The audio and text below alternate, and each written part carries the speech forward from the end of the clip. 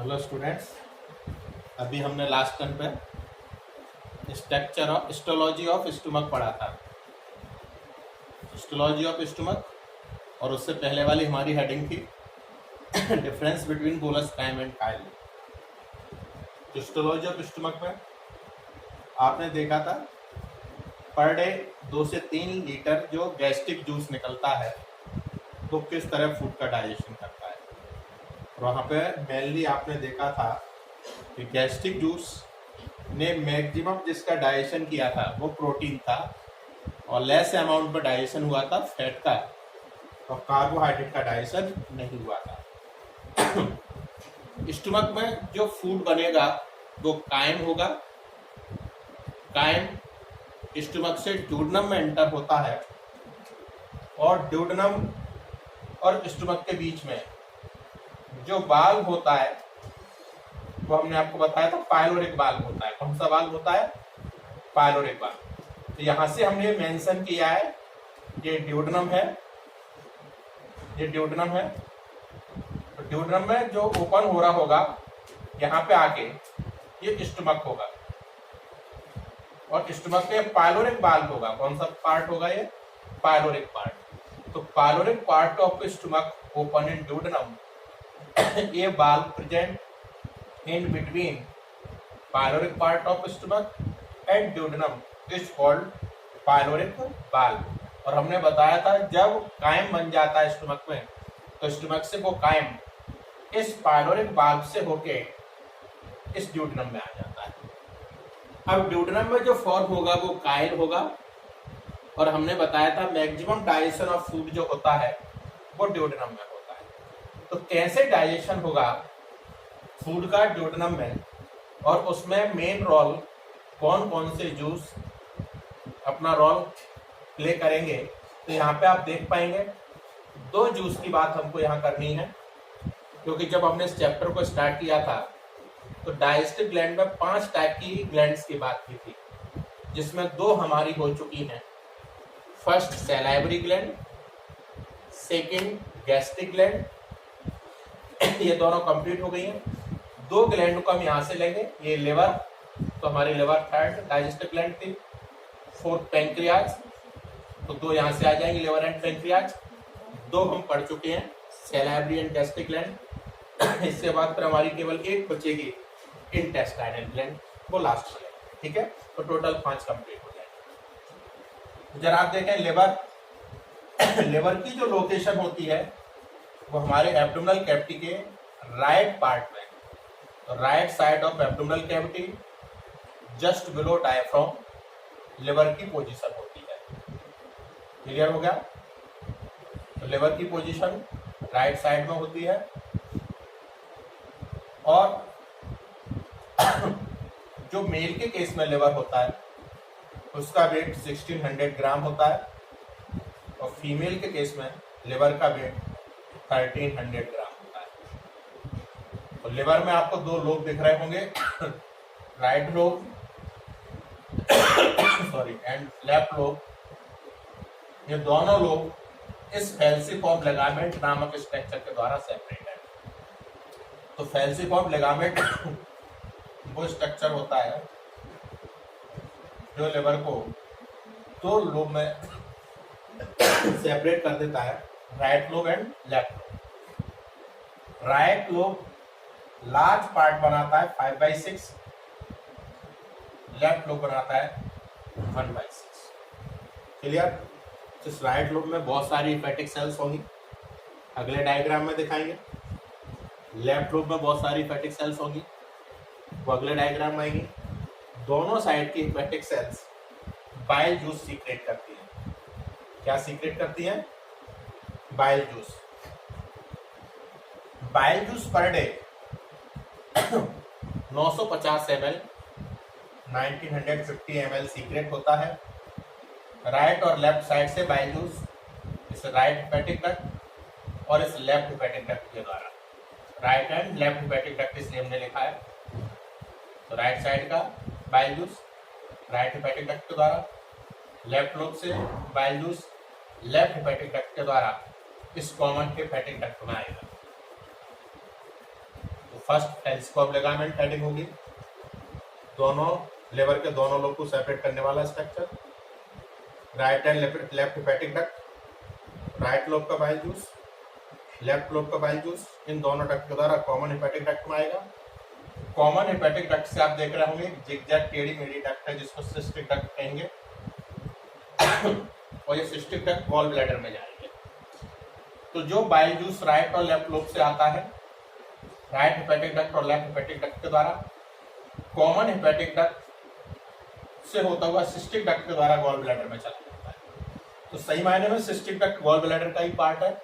तो narrow part of gall bladder is called cystic duct, और जब ये सिस्टिक डक्ट और कॉमन हेपेटिक डक्ट मिल जाती है तो बाइल डक्ट बन जाती है, जिसको आगे भी लगे। तो क्या होता है, यहां से जो बाइल जूस निकलता है लिवर से, उस बाइल जूस का जो पीएच है वो 8.6 होता है।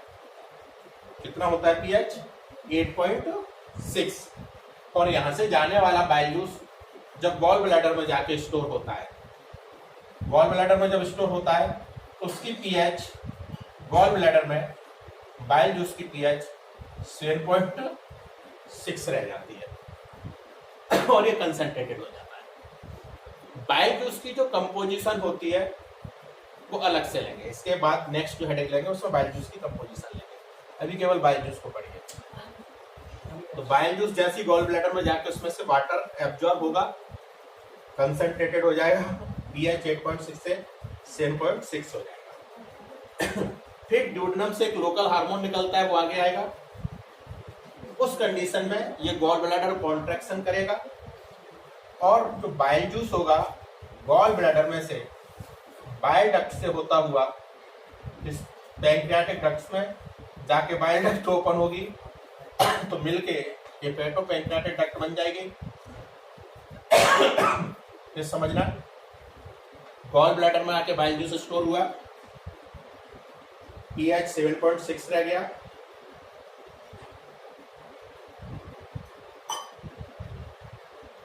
फिर गॉल ब्लैडर से bile juice bile duct open होगी पैंक्रियाटिक डक्ट में। जहां बाइल डक्ट पैंक्रियाटिक डक्ट में ओपन हो रही होगी वहां एक वाल्व होगा जिसका नाम होगा स्फिंक्टर ऑफ बॉयडन, साइंटिस्ट का नाम है बॉयडन। जब पैंक्रियाटिक डक्ट में ओपन हो गई बाइल डक्ट तो मिलके एक डक्ट बना लेगी जिसको हम बोलेंगे हेपेटो पैंक्रियाटिक डक्ट। क्लियर? और हेपेटो पैंक्रियाटिक डक्ट जब ड्यूडेनम में ओपन होने को होती है तो ओपन होने से पहले इनफ्लेटेड हो जाती है, उसको एम्प्लॉवेटर कहते हैं। तो inflated part of hepatopancreatic duct is called ampulla of Vater. Clear? जहां हेपेटो पैंक्रियाटिक डक्ट ओपन होगी वहां वाल्व होंगे, उसको स्फिंक्टर ऑफ फोडाई बोलेंगे। क्या नाम होगा? Sphincter of Oddi. ये पूरे क्लियर हो गए। इस तरह से हमारी जो बाइल जूस है वो लिवर से निकला हुआ बाइल जूस ड्यूडेनम में पहुंच जाता है और ड्यूडेनम के मीडियम को एल्कलाइन बनाता है, क्योंकि पैंक्रियाज के जो एंजाइम्स होते हैं वो एल्कलाइन मीडियम में फंक्शनल होते हैं। और याद रखना, बाइल जूस में कभी भी कोई डाइजेस्टिव एंजाइम नहीं होता, केवल बाइल जूस ड्यूडेनम के मीडियम को एल्कलाइन बनाने में हेल्प करता है। ठीक है? और बाइल जूस की जो कंपोजिशन होगी वो अगली वाली हेडिंग में। अब हमको पैंक्रियाज देखना है। लिवर के बाद नेक्स्ट हमारी जो डाइजेस्टिव ग्लैंड थी वो पैंक्रियाज थी। तो पैंक्रियाज कंपोजिट ग्लैंड होती है। कंपोजिट का मतलब होता है दो पार्ट्स की बनी होती है, एक्सोक्राइन एंड एंडोक्राइन। ये पार्ट आप देख रहे हैं एसिनी सेल्स। एसिनी सेल्स जो पार्ट है पैंक्रियाज का वो एक्सोक्राइन पार्ट है। एक्सोक्राइन का मतलब होता है जिसके पास अपनी स्वयं की डक्ट होती है। तो इस एसिनी सेल से पैंक्रियाटिक एंजाइम सीक्रेट होते हैं, पैंक्रियाटिक जूस सीक्रेट होता है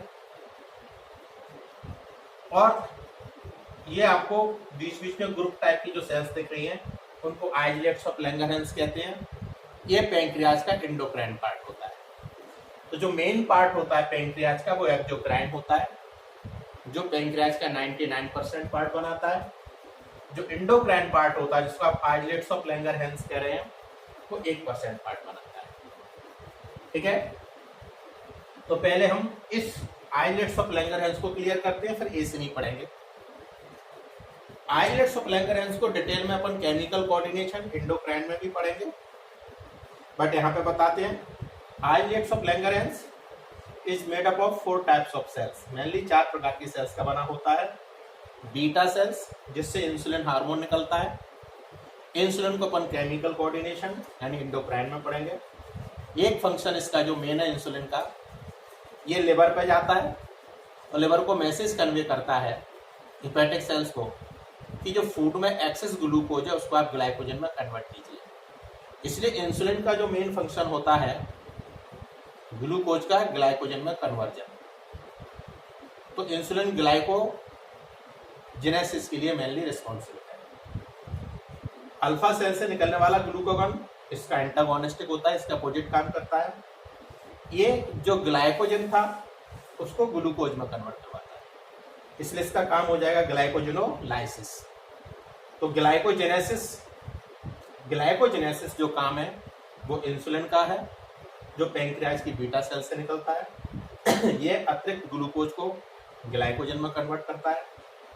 ग्लूकागॉन का जो काम है, ये जो कंजर्व ग्लाइकोजन है उसको ग्लूकोज में कन्वर्ट करवाता है, ग्लाइकोजन को ग्लूकोज में तोड़वाता है, इसलिए इसका काम हो जाएगा ग्लाइकोजेनोलाइसिस। ये दोनों ही काम लिवर करेगा, लिवर की हेपेटिक सेल्स करेंगी।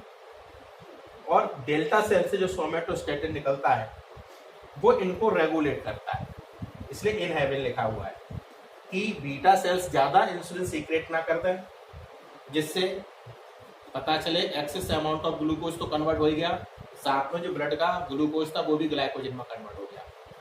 तो ग्लूकोज बहुत ज्यादा नीचे ना चला जाए, रेगुलेट करेगा डेल्टा सेल से निकलने वाला सोमेटोस्टेटिन। और अल्फा सेल्स भी ज्यादा ग्लूकागॉन सीक्रेट ना कर दें, इन दोनों को जो रेगुलेट करने की रिस्पॉन्सिबिलिटी है वो डेल्टा सेल्स की, जिससे निकलने वाला केमिकल सोमेटोस्टेटिन। चौथे प्रकार की सेल्स पीपी सेल्स रहती हैं, उसको पैंक्रेटिक पॉलीपेप्टाइड कहते हैं। इससे भी इनहिबिन निकलता है, बट ये सोमेटोस्टेटिन को इनहिबिट करता है, रेगुलेट करता है, जिससे सोमेटोस्टेटिन बीटा सेल्स और अल्फा सेल्स को अननेसेसरी प्रॉब्लम क्रिएट ना करे। जितना जरूरी है उतना ही रेगुलेट करे, जरूरत से ज्यादा रेगुलेट ना करे। इसका जो कंट्रोल है वो पीपी सेल्स के द्वारा होता है। इसलिए हमारा जो पैंक्रियाज का जो एंडोक्राइन वाला पार्ट था, आइलेट्स ऑफ लैंगरहैंस, वो मेनली 4 प्रकार की सेल्स का बना हुआ था, बीटा, अल्फा, डेल्टा और पीपी।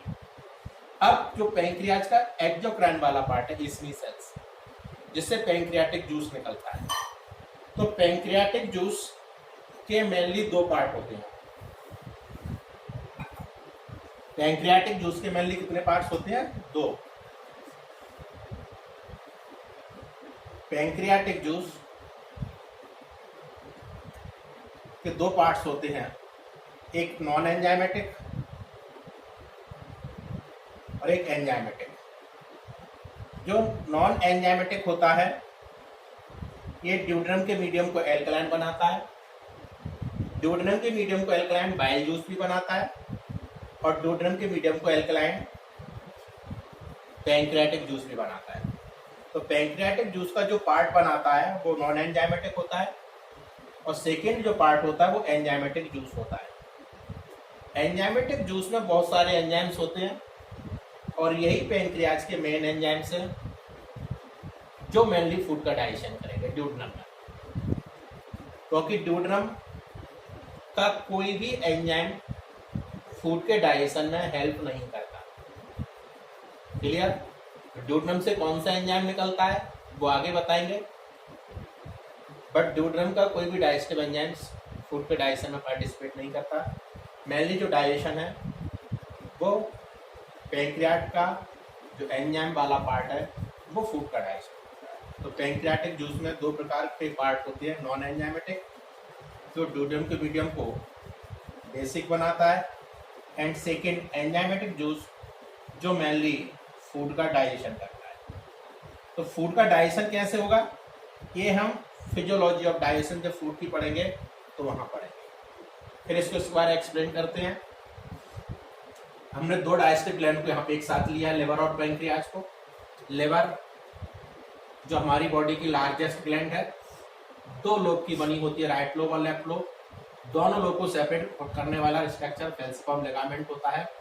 राइट लोब से bile juice right hepatic duct के द्वारा, लेफ्ट लोब से लेफ्ट हेपेटिक डक्ट के द्वारा, फिर कॉमन हेपेटिक डक्ट के द्वारा गॉल ब्लैडर में जाता है।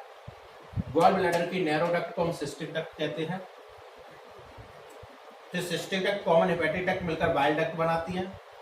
बाइल डक्ट जहां पैंक्रियाज में पैंक्रियाटिक डक्ट में ओपन होती है वहां स्फिंक्टर ऑफ वायडन होता है। जब बाइल डक्ट पैंक्रियाटिक डक्ट में ओपन हो जाती है तो दोनों मिलकर हेपेटोपैंक्रियाटिक डक्ट बनाते हैं। हेपेटोपैंक्रियाटिक डक्ट का जो इनफ्लेटेड पार्ट होता है उसको एम्प्लाफोवेटर कहते हैं। जहां ये ड्यूड्रम में खुलती है उसको वहां पर एक बाल होता है स्फिंक्टर ऑफ वायडन। क्लियर? पैंक्रियाज के दो पार्ट्स होते हैं, एक एक्सोक्राइन पार्ट जो एसिनी सेल्स का बना हुआ है। एसिनी सेल्स वाला जो एक्सोक्राइन पार्ट है वो एसिनी डक्ट के द्वारा पैंक्रियाटिक डक्ट में ओपन होगा और फिर हेपेटोपैंक्रियाटिक डक्ट के रूप में ड्यूड्रम में पहुंचेगा। इसमें मेनली दो प्रकार के जूस होंगे, एक नॉन एंजाइमेटिक जूस जो ड्यूड्रम के मीडियम को एल्कलाइन बनाने में हेल्प करेगा, और एक एंजाइमेटिक जूस जिसमें मेनली फूड का डाइजेशन करने वाले एंजाइम्स होंगे। ठीक है? पैंक्रियाज की जो टेल है वो स्प्लीन को जाके टच करती है। ये आ चुका है एक बार नीट में कि पैंक्रियाज की टेल किस वाले पार्ट को टच करती है, तो स्प्लीन को। फिर इंडोक्राइन वाला पार्ट है पैंक्रियाज का, तो पैंक्रियाज के दो पार्ट है, एक्सोक्राइन और इंडोक्राइन, तभी इसको अपन कंपोजिट ग्लैंड कह रहे हैं। तो एक्सोक्राइन एसिनी सेल्स और इंडोक्राइन आइसोलेट्स ऑफ लैंगरहैंस। इसमें चार प्रकार की सेल्स होती है, बीटा, अल्फा, डेल्टा और पीपी। बीटा सेल से इंसुलिन निकलता है जो ग्लाइकोजेनेसिस के लिए रिस्पॉन्सिबल है, एक्सेस ग्लूकोज को ग्लाइकोजन में कन्वर्ट करता है। अल्फा सेल से ग्लूकागॉन निकलता है जो कंजर्व स्टोर ग्लाइकोजन को ग्लूकोज में कन्वर्ट करता है, फंक्शन ग्लाइकोजेनोलाइसिस हो जाएगा। डेल्टा सेल से सोमेटोस्टेटिन निकलता है जो दोनों सेल्स को रेगुलेट करता है, और सोमेटोस्टेटिन को रेगुलेट करने के लिए पीपी सेल्स होती है, पैंक्रियाटिक पॉलीपेप्टाइड, जो सोमेटोस्टेटिन को रेगुलेट करता है। ठीक है, तो ये हमारा पूरा आज का कंप्लीट हुआ। Thank you.